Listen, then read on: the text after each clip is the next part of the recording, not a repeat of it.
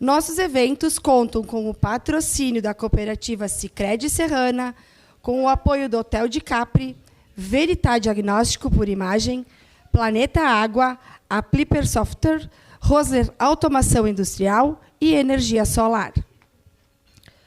Antes de abrirmos os trabalhos de hoje, informamos que, ao final da palestra, quem desejar fazer questionamentos ao nosso palestrante, por gentileza, sinalize para solicitar o microfone. O tema: influências da saúde mental no trabalho. Como podemos cuidar e motivar a nossa equipe? Será apresentado por Felipe Ventura Botomé, psicólogo clínico, pós-graduado em terapia cognitivo-comportamental e em neuropsicologia. Atua na Clínica de Repouso, Centro de Especialidades em Saúde Mental do Círculo Saúde. Convidamos neste momento o presidente da SICS, José Carlos Trujillo, para a sua mensagem de boas-vindas. Satisfação enorme tê-los aqui, né? E olha só a recepção aí, agradeço o Felipe. Felipe, não, desculpe, agradeço o Leno Almeida, diretor do Círculo, né, responsabilidade forte nossa, né, digamos assim, e um parceiro fantástico que a SICS encontrou no caminho para também trazer uma série de não só de assuntos, mas também de assistência a nós, aos trabalhadores e tudo mais. Tema importante, tema latente, né? Janete que o diga, né? Quantas e quantas situações se vivencia todo dia em explosões, digamos assim, da parte, digamos assim, sentimental das pessoas. E olha que isso, estava comentando há poucos, que isso está irradiando por tudo, né? As conversas, muitas vezes, que poderiam fluir de maneira mais confortável, digamos assim, elas se tornam muito mais extremistas. Uma pena, mas vamos em frente. Jonas, satisfação tê-lo aqui, né? Obrigado aí pela presença, e eu acho que nós temos que fazer, né, uma distinção aos nossos advogados e também aos garçons, né? O dia deles, digamos assim, que estão constantemente e cada vez mais importantes na nossa vida. Bom, mas pessoal, nós temos muitas delongas, o Felipe Botomé tem muito a nos trazer esse momento importante, como lidar com tudo isso. Então, Felipe, obrigado aí por atender o apelo aí, e fique à vontade, tá? Sucesso aí, meu cara. Eu sou o Felipe, psicólogo, e a ideia é a gente poder conversar um pouquinho hoje sobre um tema que é muito importante, um tema que é a minha paixão, e né, alguma coisa que nós estamos em contato todos os dias, mas nem sempre a gente pensa da mesma forma, nem sempre a gente valoriza, nem sempre a gente cuida. A ideia é falar sobre saúde mental, num contexto específico, que é o contexto do trabalho, mas também olhando não só para nós, para as pessoas que estão ao nosso redor, sejam nossos colaboradores, nossos colegas, nossa equipe, dando um olhar de cuidado, mas também um olhar, né, de motivação. Então eu vou trazer alguns temas bem específicos para a gente poder falar sobre esse assunto, trazer alguns dados também que são relevantes para a gente ver essa questão do tema, embora seja um tema que muitas vezes já está passando mais batido. A ideia é realmente poder trazer uma visão prática das situações que eu trabalho no consultório, mas também realmente poder trazer algum esclarecimento, se tiver alguma dúvida, quem sabe alguma sugestão, alguma alternativa para a gente poder praticar isso na nossa vida. A ideia é realmente elaborar essas questões, né, do dia a dia, trazendo, né, uma alternativa diferente, talvez mais saudável, talvez de uma forma mais leve e, quem sabe, até melhor. Então, o título da nossa fala de hoje é as influências da saúde mental no trabalho. Como nós podemos cuidar e motivar a nossa equipe. Talvez seja presunção de a gente falar tudo isso, né, como cuidar e motivar as pessoas. Mas, pelo menos, a nossa parte nós vamos tentar fazer. Tem uma frase, uma filosofia que eu gosto muito, que é basicamente a seguinte: quando nós mudamos a nós mesmos, nós podemos mudar o mundo. E é isso que eu acredito. É a profissão que eu tenho, a profissão que eu sigo, a profissão que eu amo. E quando eu falo em mudança, eu não estou pensando só na mudança ao redor. Mas se, a partir da minha mudança, de estar aqui me desafiando, num ambiente que para mim é praticamente novo, apesar de conhecer a cidade e a região, né, principalmente o parque, é um ambiente novo, num espaço novo, num horário que eu nunca tinha trabalhado antes. Estou me experienciando. E estou me motivando, estou cuidando de mim, tomando a água, estudando para poder falar sobre esses assuntos. E eu espero que essa minha mudança chegue até vocês. Que vocês consigam olhar para vocês e, a partir dessa mudança, começarem, né, a mudar toda uma região, todos os colaboradores, todas as pessoas que fazem parte da vida de vocês. Para a gente poder falar sobre saúde mental, é importante a gente saber o que é saúde mental. Embora a gente fale bastante sobre isso, cada vez mais está nas mídias, cada vez falando mais, até porque é esperado uma onda decorrente da pandemia em questões de saúde mental, é importante a gente saber o que é isso. E trazendo um conceito da Organização Mundial de Saúde, a gente está falando que a saúde, de forma geral, ela seria um estado de completo bem-estar físico, mental e social. E não apenas a ausência de doenças ou de enfermidades. Esse conceito é desde 1948, a partir da criação da Organização Mundial de Saúde, que a gente começou a falar sobre o que seria uma saúde, o que seria então esse conceito de forma geral. A saúde mental está dentro do conceito de saúde integral. E é importante que a gente tenha essa ressalva, porque a saúde mental nem sempre ela é olhada. É interessante, e até essa semana fazendo essa fala, não essa específica, mas uma fala sobre saúde mental em outra empresa, foi levantada a seguinte questão, né? Muitas vezes, se a gente está com algum tipo de hipoglicemia, alguma questão glicêmica no nosso sangue, a gente procura um tratamento, procura um endócrino, procura alguma pessoa especializada para poder fazer um tratamento. A gente pensa, né, esse exemplo específico é da diabetes. A gente vai lá e toma uma medicação. Se a gente está com aquele problema de arritmia, talvez a gente passa meio mal com uma certa frequência, uma pressão alta, a gente procura um cardiologista, um clínico geral, para a gente poder realmente trabalhar com isso, né? Tomar uma medicação para controlar a pressão, por exemplo. Por que tomar uma medicação que talvez pode ajudar a gente nas questões psíquicas é tabu? Por que a gente não pode tomar um antidepressivo para lidar com alguma questão de ansiedade, por exemplo? Parece que se eu falar que eu tomo antidepressivo, as pessoas vão pensar que eu sou louco, que tem algum tabu por trás, alguma questão assim. A ideia é a gente poder tirar todos esses mitos, falar de uma forma bem aberta, bem clara sobre saúde mental. Só que a gente vai falar no contexto do trabalho. Então, vou trazer esse conceito também. O que seria a saúde mental no trabalho? É um estado de bem-estar em que o indivíduo está ciente das suas próprias habilidades. Pode apresentar as tensões normais da vida, pode trabalhar de forma produtiva e frutífera. E é capaz de contribuir com a sua comunidade. A ideia é que a gente consiga realmente estar apto com todas as nossas habilidades, sejam físicas e mentais, para poder trabalhar. Para poder fazer isso. E contribuir com a comunidade é basicamente tudo que a gente faz.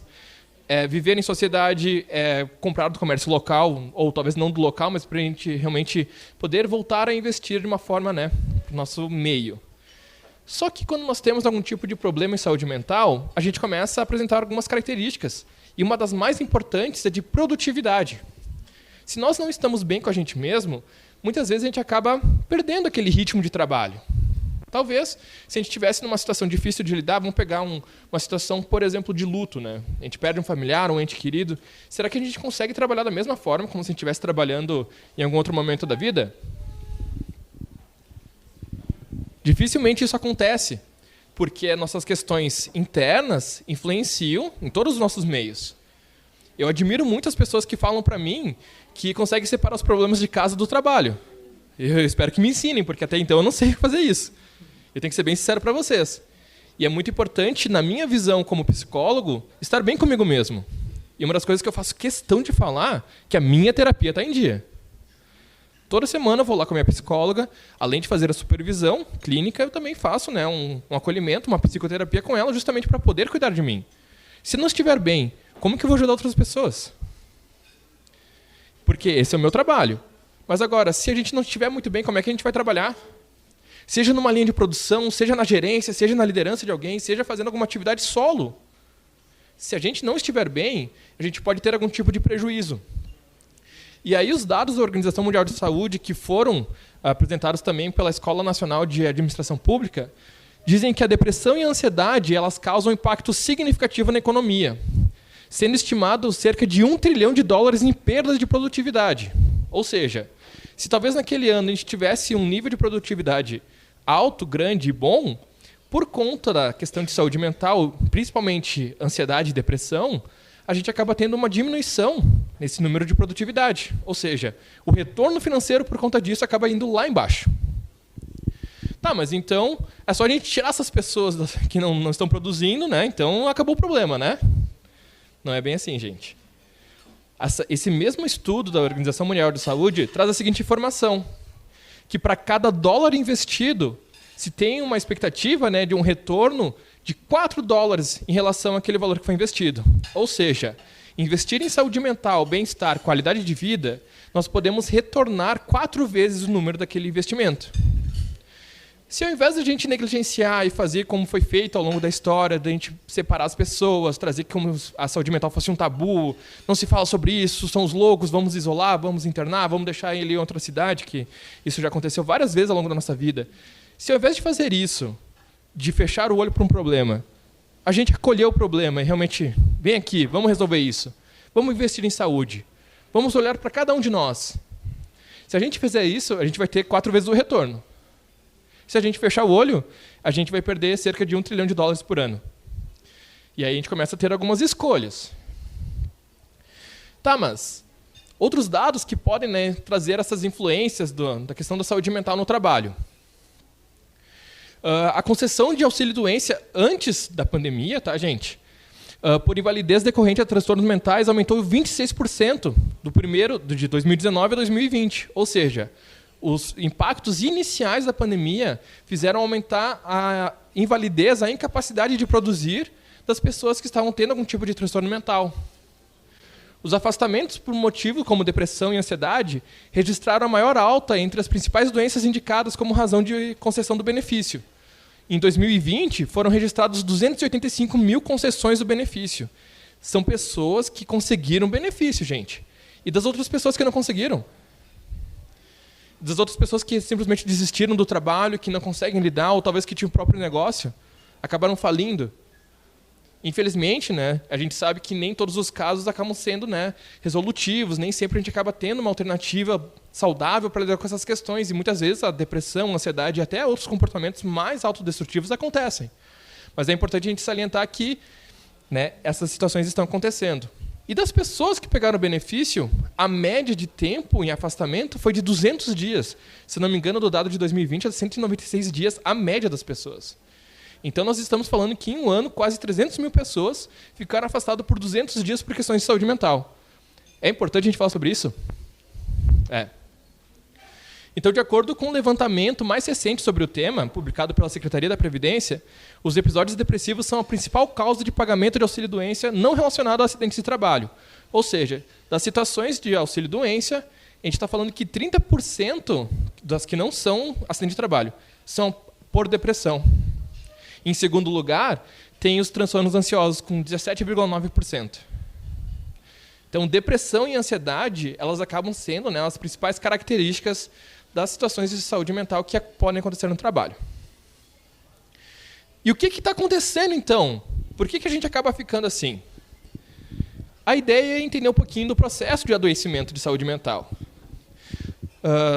Na psicologia e na linha que eu sigo, que é a terapia cognitivo-comportamental, a gente pode identificar que existem alguns fatores que podem influenciar na nossa saúde. A gente está falando de basicamente 3 grandes áreas, os fatores internos, na minha história de vida, por exemplo, os fatores da minha genética, né? Se eu tiver algum histórico familiar com transtornos mentais, por exemplo, eu posso sim, né, ter essas características. E o fator cultural, ou seja, as questões do ambiente que eu estou vivendo. Tudo isso pode trazer, né, então, as características que a gente teriam positivas ou não positivas em relação à saúde mental. E como que a gente reconhece isso?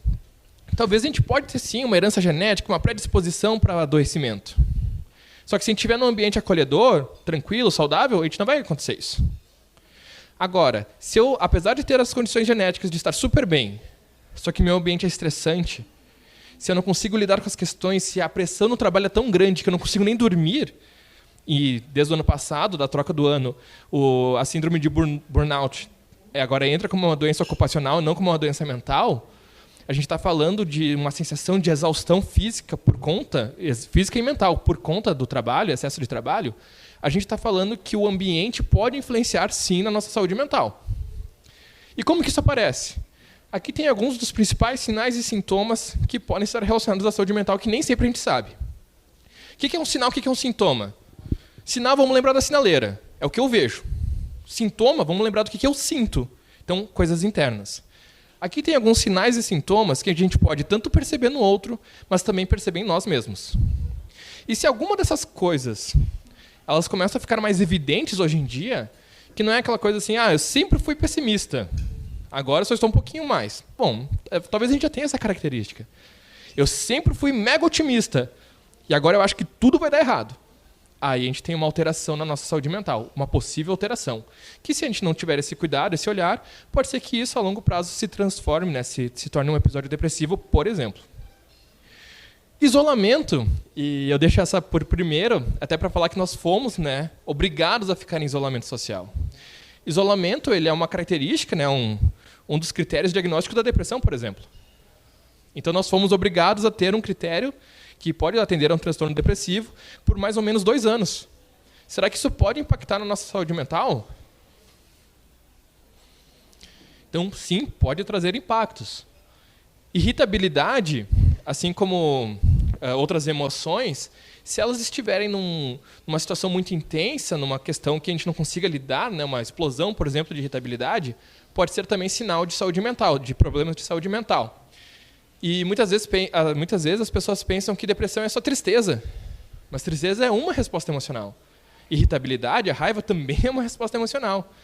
E se a gente for ler os critérios do transtorno depressivo maior, tem um critério que é irritabilidade ou tristeza. Ou tristeza. Então, não necessariamente a pessoa precisa estar triste para ser depressão. Se ela estiver com excessos de raiva, também pode ser considerada uma depressão. Então é interessante a gente falar sobre alguns sintomas, alguns sinais que eles estão bem evidentes e nem sempre a gente consegue lidar com isso, ou a gente sabe o que está acontecendo. Dificuldade de concentração e decisão. Vou trazer alguns exemplos, tá, gente, para a gente poder falar de uma forma mais clara.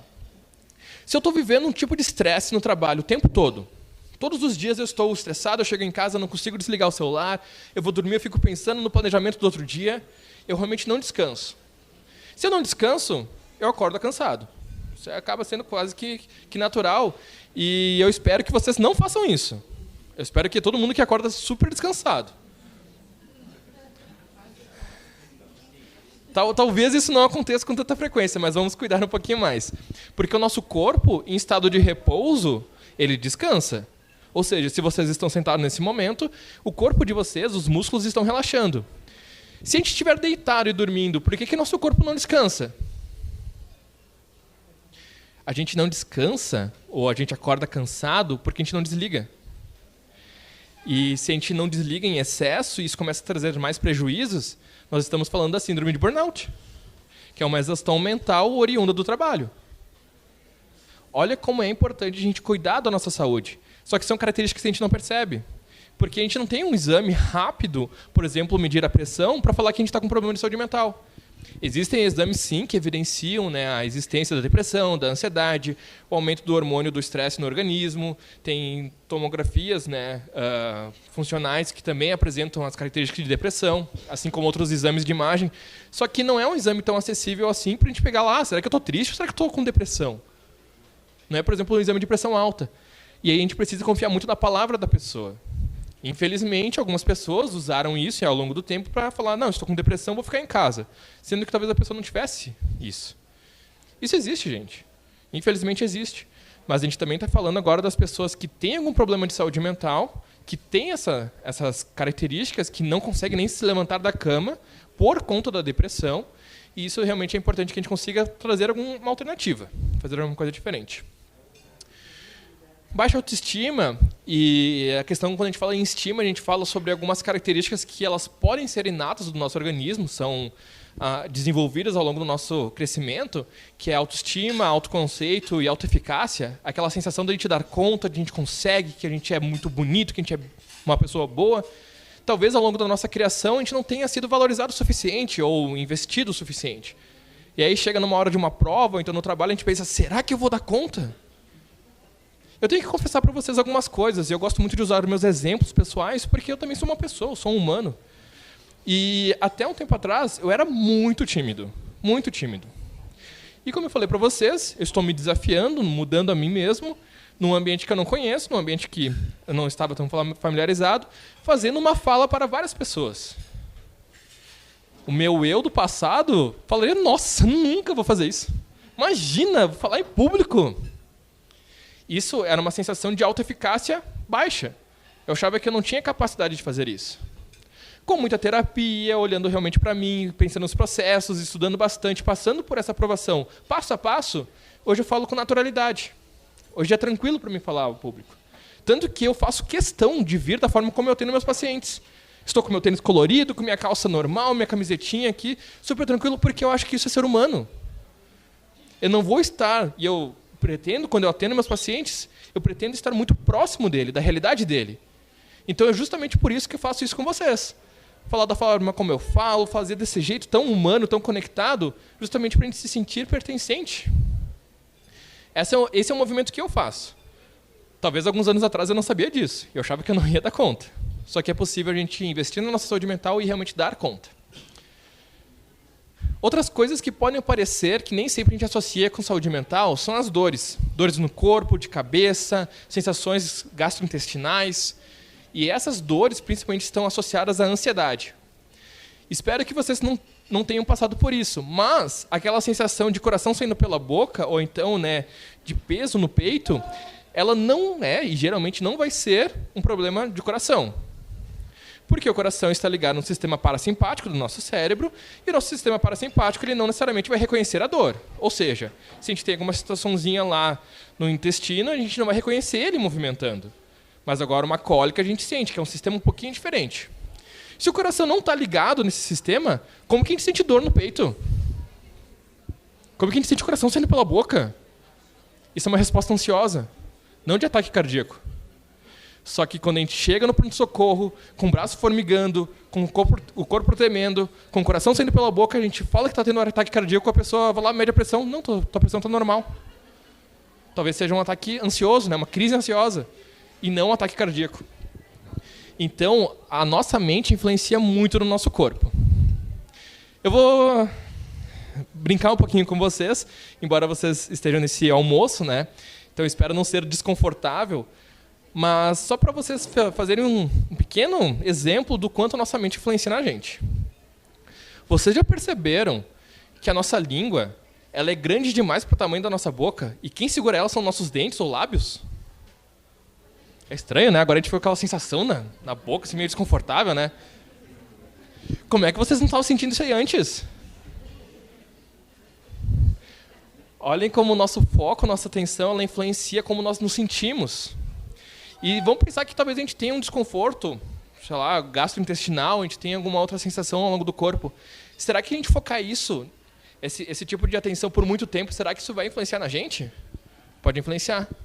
Isso é uma atenção seletiva. A gente começa a focar nossa atenção em alguma coisa.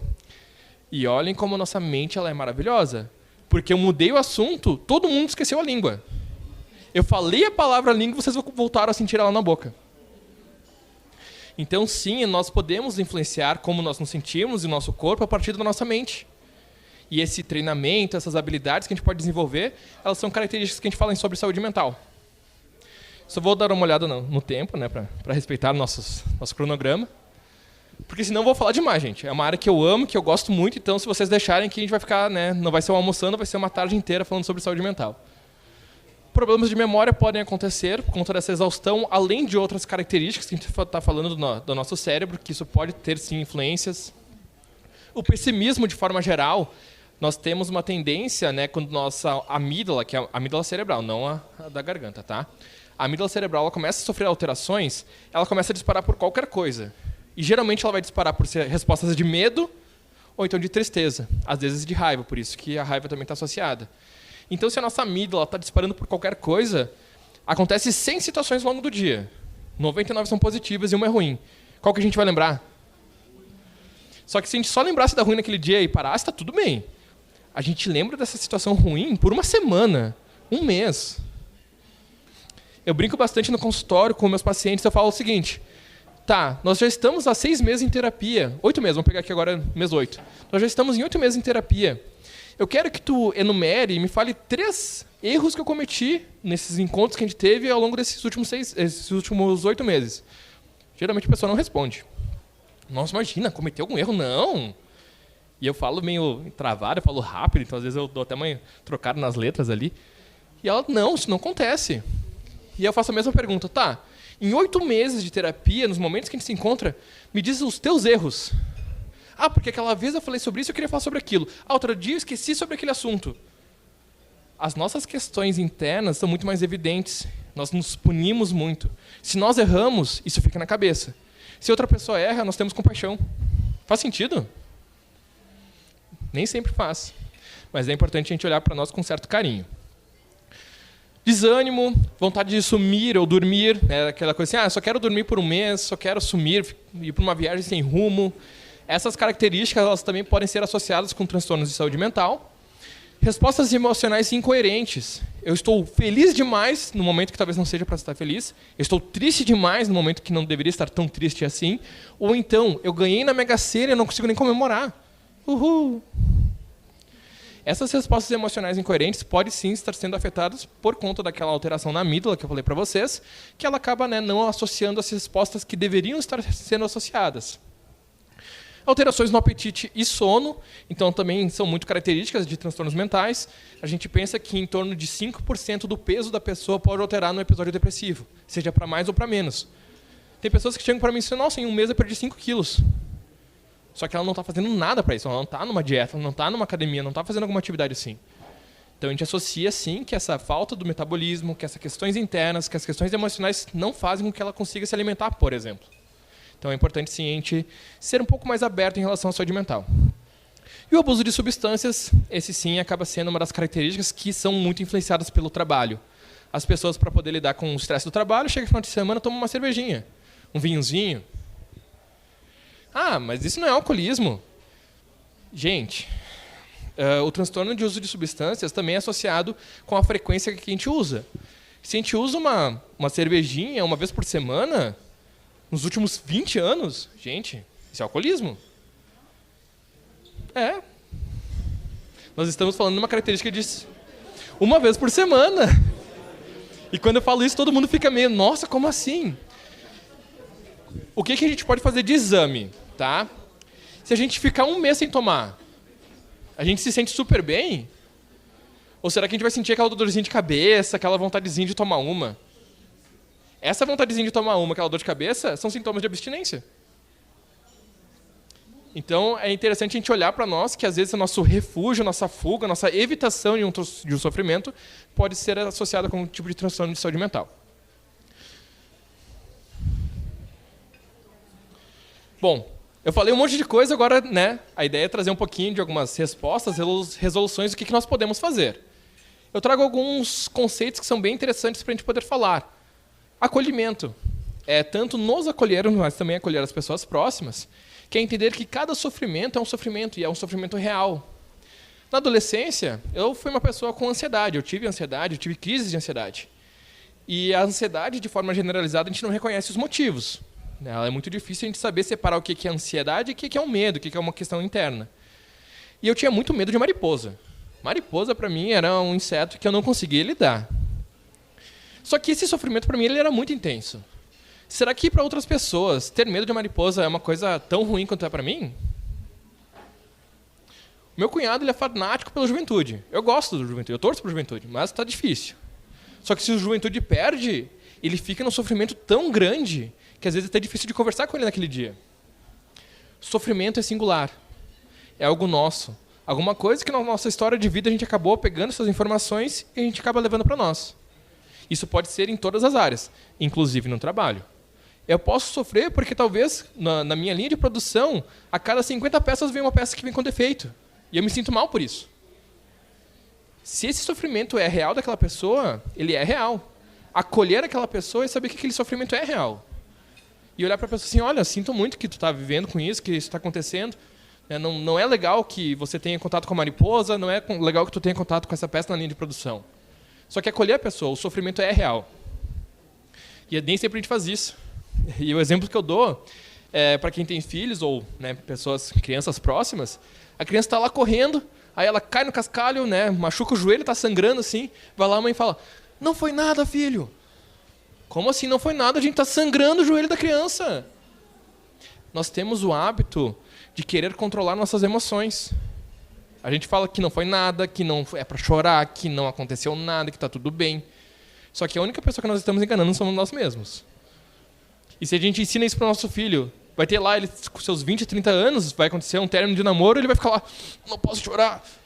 Gente, ele está horrível, ele está triste por conta de um término. Está tudo bem chorar. Só que nem sempre a gente faz isso. Isso que eu estou falando para vocês, além do acolhimento, quando a gente faz para as pessoas de fora, também pode ser uma validação. Validar nossas emoções, que é o terceiro item ali na esquerda. Validar nossas emoções também é um aspecto muito importante para a gente fazer alguma coisa em relação à saúde mental. Exercícios físicos, eles acabam sendo até comum de falar sobre isso, porque eles acabam liberando várias questões hormonais e neurológicas no nosso organismo que fazem com que a gente se sinta bem. Vou dar um exemplo bem rápido para vocês. Tem um tipo de medicação antidepressiva que ela mexe nos neurônios dopaminérgicos, a recaptação de dopamina. Só que dopamina também é criada, a síntese dela, a partir de exercício físico. Se o meu problema é déficit de dopamina, eu posso escolher tomar uma medicação, como posso escolher fazer exercício físico. São algumas alternativas. Claro que acompanhado com o seu próprio médico, com a pessoa responsável para isso, para a gente poder realmente ver se esse nível de síntese de dopamina está adequado. Então, é possível, sim, a gente associar exercícios físicos com a nossa saúde mental. Psicoeducação é isso que nós estamos fazendo. Falar sobre saúde mental, sem nenhum tipo de preconceito, sem nenhum tipo de questão interna, sem nenhuma forma de discriminação sobre saúde mental. Então, psicoeducação é falar sobre saúde. Muitas vezes a gente chega, tem paciente no consultório com algum diagnóstico que talvez seja um pouco mais complicado, eu vou lá e tenho que falar sobre aquilo. Olha, isso é uma ideação suicida, isso é um transtorno psicótico, isso é uma depressão. E explicar o que está acontecendo. É importante que a gente saiba o que está acontecendo. Nem todos os transtornos são assim dessa forma. Tem transtornos que é importante a gente elaborar os sintomas e não o nome, porque o nome pode ser mais prejudicial do que realmente os sintomas, mas a gente lidar com isso pelo menos de uma forma clara. Autocuidado é esse olhar que nós temos para nós. A gente realmente se permitir chorar, se permitir ficar triste, se permitir ficar, de alguma forma, quem sabe, não tão bem naquela semana, e na outra semana, quem sabe, até se parabenizar, comprando um brownie de chocolate, que foi o que eu fiz hoje de manhã. Então, eu fui fazer um exame de rotina, acordei cedo, fui fazer meu exame, o médico falou que está tudo bem, mas eu só marquei mais uns exames de sangue. E aí, beleza, já que está tudo bem, tem tempo, vou lá tomar um cafezinho, comer um brownie. Gente, isso aí eu estou cuidando de mim. Tá, eu não cuido tanto da minha alimentação, Isso também é visível, mas aí são as heranças da minha infância e adolescência que eu compensava meu sofrimento na comida. Hoje eu não compenso mais.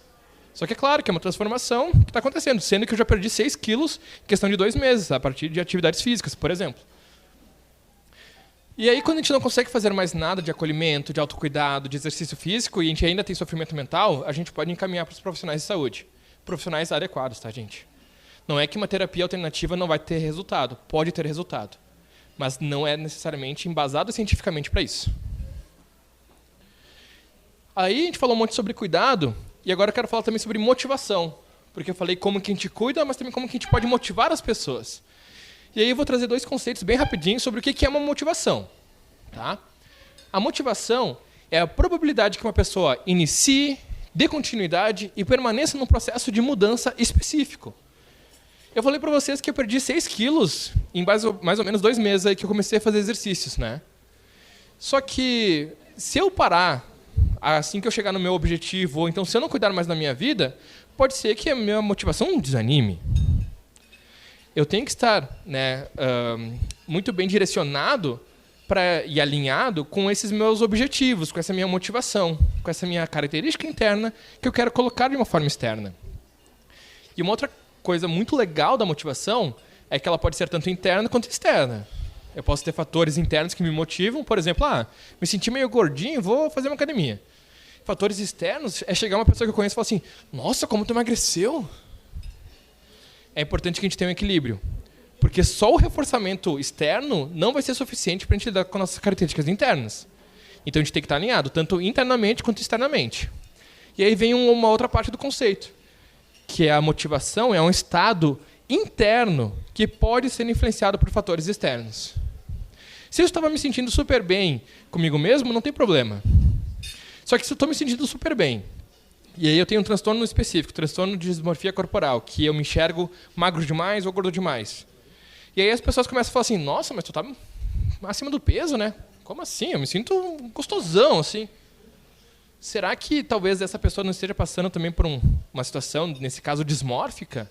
Então, eu tenho pacientes que chegam lá assim, nossa, eu estou super bem tranquilo, tá lá, com um IMC muito alto, acima de 30, quase chegando à obesidade 2.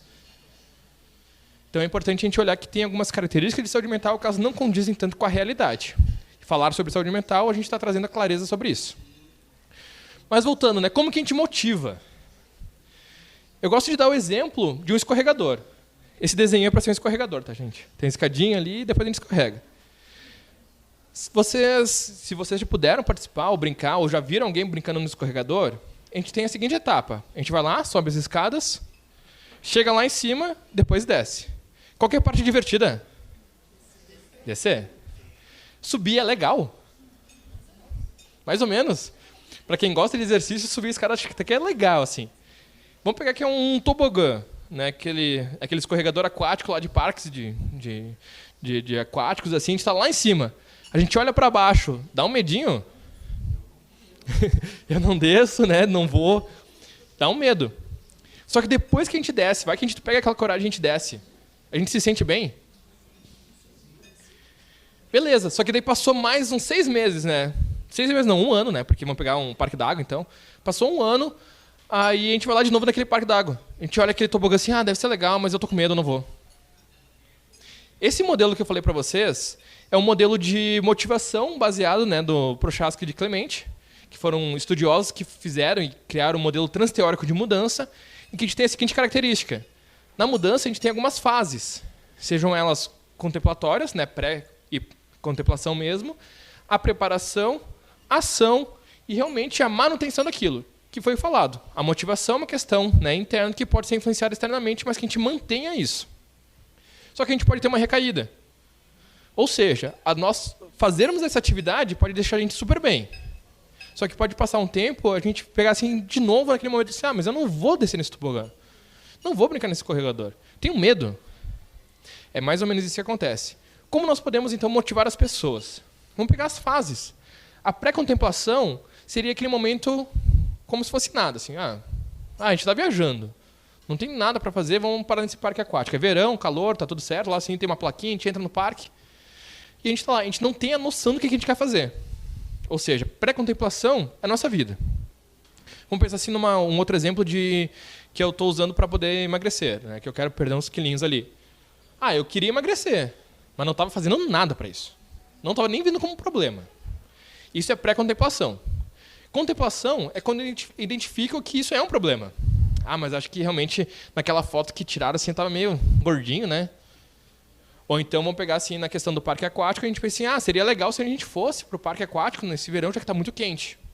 Ou seja, nós estamos começando a ter consciência daquilo. A preparação é quando a gente chega no lugar. É quando eu penso assim, vou lá e vou me... Né? Começo a pensar, pesquisar um pouquinho das academias, encho o pneu da minha bicicleta. Isso é preparação para a gente poder fazer uma mudança. A ação é quando a gente faz. E é nesse momento que a gente sente todo o prazer. que a gente se sente bem. Falando sobre questões neurológicas, é nesse momento que libera dopamina, que libera endorfina, que libera os hormônios e neurotransmissores que fazem com que a gente se sinta bem. Não é antes. Não é subir na escada do escorregador que a gente se sente bem. Não é quando a gente está lá em cima olhando para baixo com medo de descer. É quando a gente escorrega. É nessa hora que a gente escorrega e depois disso que a gente se sente bem. E isso é o momento da ação. Mas olha como é importante a gente ter todos esses lados antes. De saber que tem um problema, de começar a pensar sobre o problema, planejar sobre ele para depois fazer alguma coisa. A gente faz tudo isso e aí depois a gente fala, né, no meu caso, perdi 6 quilos e agora? Agora tá bom. Voltar a tomar refrigerante, vou exagerar no final de semana. Se eu começo a fazer isso, eu posso ter uma recaída. E essa recaída ela também é esperada e é normal nos modelos de mudança. Porque nem sempre a gente consegue realmente manter aquilo. A manutenção talvez seja uma das coisas que a gente mais pode, né, incentivar e focar. Vamos pegar a nossa equipe. Talvez a nossa equipe esteja meio desmotivada. A gente se reúne, fala com todo mundo, verifica que tem algumas questões que podem ser mudadas. Depois que a gente muda, a gente mantém isso. Como que a gente pode manter? Pedindo feedback. Tá legal? Ficou legal? Assim, vamos pensar depois de uns 3 meses, 6 meses. Como é que foi essa área para vocês? Recentemente fiz a pesquisa de clima de uma empresa. A gente identificou que boa parte da empresa estava satisfeita, mas a parte que não estava, o que foi feito? A gente foi lá, trouxe benefícios, a gente fez algumas atividades de treinamento, e agora, esse retorno que eu vou fazer agora nesse segundo semestre, vai ser chegar para a pessoa e falar, como é que tu tá? Isso é manter. Isso é manter uma mudança e fazer sentido para a pessoa. Pode ter a recaída? Pode. Só que uma recaída não define que toda essa mudança, todo esse processo tenha sido em vão. Nós já temos tudo elaborado para poder fazer isso. Então, se a gente está pensando no modelo de emagrecimento, seja um modelo de mudança, seja uma motivação profissional, a gente pode ter aquele final de semana que a gente exagera na comida. Isso significa que eu não sei mais fazer nada? Não. A ideia é que a gente consiga manter isso e retornar esses aspectos de mudança. Um outro modelo de mudança, que a gente está falando mais de qualidade de vida no trabalho e motivação organizacional, a gente fala no modelo do Hackman e Oldham, que dentro do modelo dele, fazendo uma pesquisa de a qualidade de vida dentro do trabalho, ele traz os aspectos, as dimensões essenciais do trabalho, que seriam essas 5 características. Variabilidade da tarefa, identidade da tarefa, significância do trabalho, autonomia e feedback. O que isso quer dizer? O que tudo isso está dizendo? Tem pessoas que se sentem super bem quando elas conhecem um processo. Quando elas sabem o significado e o propósito daquele processo. Eu estou lá na minha linha de produção e eu tenho que só conectar um fiozinho. Tá, mas eu estou conectando um fiozinho de uma luminária que eu sei que ela vai funcionar nisso e vai ser para tal cliente. Tem pessoas que se sentem bem sabendo o processo inteiro. Tem pessoas que não. O que esse estudo quis dizer? Que das pessoas que se importam com essa questão da significância do trabalho, por exemplo, é importante para elas saber sobre todo o processo. Das pessoas que não se importam, está tudo bem. Ou seja, as duas pessoas podem se sentir motivadas, desde que a realidade delas também seja adequada. Então, essas aqui são algumas das áreas que a gente pode investir na questão da motivação e na qualidade de vida no trabalho. Seja, perguntar para a pessoa, mas tu quer saber qual que é o processo? Tu se sente bem? Tu se identifica com o processo? Ou tu gostaria de fazer alguma coisa diferente? Talvez mudar de setor, por exemplo. Talvez a pessoa esteja super engajada na empresa porque ela sempre sonha trabalhar naquela empresa e está no setor que ela não goste. A ideia é a gente poder realmente trazer essas alternativas. Autonomia também. Tem pessoas que se sentem melhor com essa questão de fazer da forma como quiserem. Por exemplo, ao preparar essa apresentação, eu pude fazer da forma como eu quis. Trazendo os elementos, os pesquisadores, né, as áreas de estudo que eu acho interessante para poder falar para vocês. Que eu me sinto mais até confiável, com uma segurança sobre isso. Se agora eu tivesse que fazer essa apresentação seguindo algum roteiro, ou então algumas leituras que eu não me sinto confortável, talvez eu não me sentiria bem para fazer isso. Autonomia é isso, é ter a possibilidade de escolher as coisas que eu quero fazer. E feedback, talvez esse seja uma das maiores características da manutenção, da motivação, da mudança, é realmente te dar esse retorno. Que legal que está conseguindo fazer isso. E uma alternativa que a gente tem para fazer isso é justamente chegar para a pessoa e perguntar, e aí, tá tudo bem? Mas perguntar mesmo, não aquela pergunta trivial assim, bom dia. Não, é parar do lado da pessoa e perguntar, como é que tu tá? Nós vamos estar acolhendo, validando, se preocupando com aquela pessoa e se ela estiver no processo de mudança, a gente vai estar mantendo essa mudança.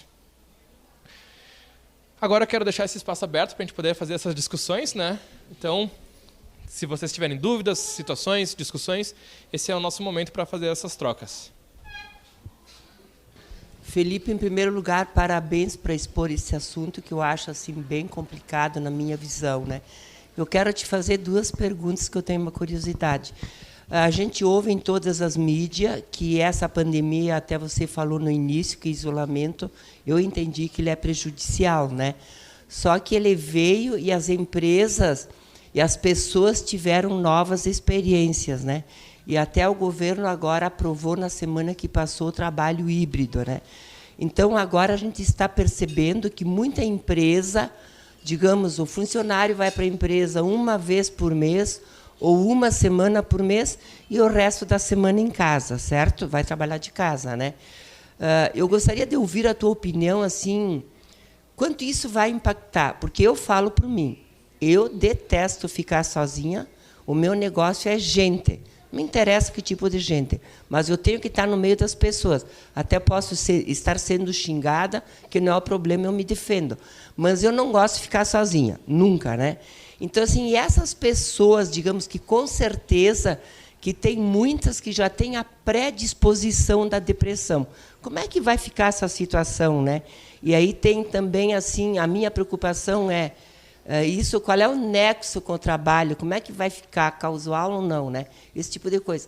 E vou te fazer outra pergunta que eu vi também na mídia, né? Que, então, assim, a cada década que passa, os filhos que nascem, o QI deles sempre é superior aos dos pais. E, na última década, de 10 a 20, um estudo que foi feito e comprovado que o QI das pessoas que nasceram de 10 para 20, ele é inferior aos pais. Tu tem alguma informação? Isso aí. A primeira delas sobre essa nova adaptação em relação ao trabalho, sobre o seu retorno presencial. E esse é um tema muito delicado, porque sim, tem pessoas com as características que são propensas a ter uma depressão, ter alguma questão que talvez seja mais prejudicial, e elas podem se prejudicar com esse modelo ou híbrido, ou então realmente, né, afastado. Mas também tem as pessoas que se adaptam muito bem, né? Tem aquelas pessoas que super adoraram o teletrabalho. Tá? Tem pesquisas saindo sobre isso, né? Tem colegas também que estão estudando essa área do teletrabalho. E para poder falar sobre isso, a gente tem que entender que cada pessoa é um ser único. Assim como tu deu o teu exemplo, que tu não gosta de ficar sozinha, tem pessoas que preferem trabalhar sozinhos. Talvez a melhor alternativa que a gente possa ter seja ter uma sensibilidade por parte da empresa de que, se for possível fazer o teletrabalho, perguntar: tu se sente mais à vontade trabalhando em casa ou trabalhando no escritório? Ou, enfim, onde quer que seja. Ter essa sensibilidade pode fazer com que a pessoa se sinta até pertencente nas decisões da empresa. Isso pode até motivar ela ainda mais para poder fazer parte daquele grupo. Trazendo o exemplo também de consultório, é possível, já desde os anos 90, por conta das questões telefônicas, né, fazer o teleatendimento na psicologia, né? E depois da pandemia foi ainda mais incentivado a questão de fazer, né, a psicoterapia online. Então, para poder fazer isso, tem que ser habilitado. Tem uma questão do Conselho Federal de Psicologia, que tu tem que pedir a liberação para poder fazer esse atendimento online. Tem pessoas que adoram atendimento online. Tem pessoas que não se sentem nada bem. Cada pessoa vai se sentir diferente. Então, em média, eu tenho em torno de umas 50 pessoas por semana, 50, 60 pessoas por semana. E dessas pessoas, tem umas 10 pessoas que elas se sentem super bem, super à vontade, sendo atendidas de casa. Tanto que o transporte acaba sendo um dos prejuízos. Essa questão de locomoção também foi evidenciada na pandemia. Pessoas que se sentem super bem porque elas podem acordar no horário do trabalho e trabalhar. Se não fosse assim, ficaria 2 horas no transporte. Então, é muito uma característica e sensibilidade das pessoas que estão do outro lado, ou seja, do lado da empresa, de perguntar: como tu se sente melhor? Trabalhando, né, junto com a gente, aqui no presencial, ou então nesse modelo mais isolado, mais em casa? Assim como eu faço essa pergunta: olha, eu sei que tu mora longe, e às vezes tu gasta 40, 50 reais de Uber para chegar até o consultório. Como é que tu se sente melhor em relação ao atendimento online? Né? Então, essas seriam algumas questões que a gente pode perguntar para a pessoa. A gente não vai ter uma resposta. O sistema híbrido está possibilitando alternativas, então é como se a gente tivesse agora mais ferramentas. Só que a melhor ferramenta que a gente vai poder usar, a gente tem que escolher naquele momento, avaliando tanto as questões particulares, mas também as questões sociais daquela pessoa envolvida. Então, não existe uma resposta certa, sim ou não, mas acredito que respeitar a opinião da pessoa, respeitar e ter essa sensibilidade em relação à pessoa pode sim colaborar com todo esse movimento. Sobre essa questão de questões de coeficiente de inteligência ao longo das gerações, eu não tenho os dados, e não foi um estudo que eu acabei procurando nesse momento para poder te dar uma resposta com toda certeza, sim. Mas, provavelmente, pela questão do aumento do número de estímulos, a gente pode diminuir um pouquinho as questões de pensamentos lógicos e assim por diante, outros tipos de pensamentos, semântico, por exemplo, de trazer conceitos, elaborar falas. Pode ser que o exame que seja evidenciado de coeficiente de inteligência, ele esteja avaliando algumas características. Só que não são essas características que vão fazer a pessoa ser mais ou menos inteligentes. Tem pessoas que já nascem com o dedinho no celular. Tem pessoas que têm dificuldade de ter o celular. Mas se as duas pessoas trabalham numa linha de produção, será que é importante saber o touchscreen? Então é muito mais o que é apresentado na vida da pessoa. Se ela se adapta ou não a isso. As coisas estão mudando, então talvez o nosso coeficiente de inteligência não seja também o mais adequado que a gente está avaliando até então. Então talvez o nosso sistema de avaliação que ele precisa ser atualizado e não as pessoas. Não somente cerimonialista da SICS, eu sou a Helenice e eu sou educadora há 35 anos. E hoje eu dirijo uma escola. Hoje não, há 20 anos, uma escola de educação infantil. Quando tu fala da criança que cai e levanta, né? Na hora, eu respondi o que eu sempre faço. Levanta e não precisa chorar. Mas também me dei conta que, no longo desses 35 anos, a minha atitude também mudou. Há 35 anos atrás, eu realmente dizia, levanta, não chora. Hoje eu digo, levanta, que a gente vai conversar. E essa mudança, ela ocorreu em virtude da minha mudança, que a gente precisa mudar para mudar quem está ao nosso redor, mas também eu vejo as famílias, desculpa, mas com muito mimimi para as crianças. A educação infantil, você melhor do que eu sabe, que é a fase mais importante das nossas crianças, e como a gente precisa ter firmeza e mostrar tudo, e inclusive, principalmente, as questões da emoção. Então, quando uma criança, Julie, cair lá no planeta criança, tu pode ter certeza que eu vou dizer, Maria, levanta, mas eu vou conversar com ela. Por que ela caiu? Se ela quiser chorar, ela vai chorar. Nós vamos ver se tem que botar um esparadrapo, alguma coisa, um metiolate da minha época, meu Deus, que horror. Mas eu tenho uma grande preocupação, né, com as famílias, da forma que se posicionam com as crianças, carregam muitas culpas. Então, assim, ai, caiu, meu Deus, fazem um evento por causa de um tombo. É só um tombo. Mas a gente precisa falar sobre o tombo, né?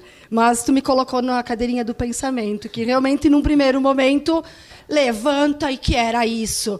E hoje não. Levanta, está tudo bem, mas vamos conversar sobre isso. Então, um apelo, né, que essas futuras gerações, que as nossas crianças, elas possam ser olhadas, sim, como crianças da idade delas, que a gente possa permitir e não fazer um evento em cima de alguma coisa que a gente pode conversar e ensinar. É certo. Eu agradeço muito a tua colocação, e quando a gente está falando do desenvolvimento, a gente pode também falar do desenvolvimento emocional. Hoje à tarde, coincidentemente ou não, ainda mais por ser agosto, né, mês do Dia dos Pais, né, em homenagem aos pais, eu vou estar falando sobre paternidade responsável. Não sou pai ainda, mas está no planejamento, né, ao longo, provavelmente, do próximo ano isso aconteça, mas eu também atendo muitos pais. E essas questões emocionais, elas aparecem muito ao longo do nosso desenvolvimento, seja na gestação, nos primeiros anos de vida, na infância, na adolescência.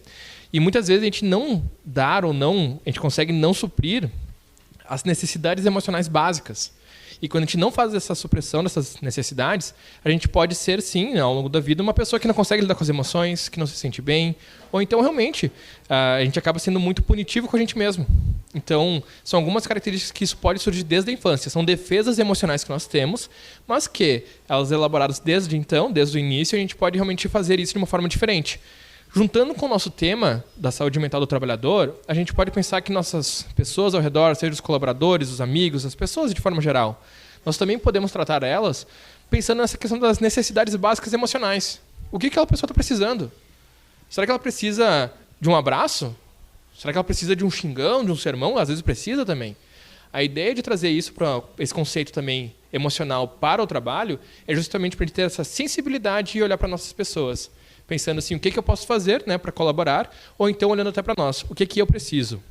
Tanto da questão física, né, fisiológica, né, questões sociais, mas também questões emocionais.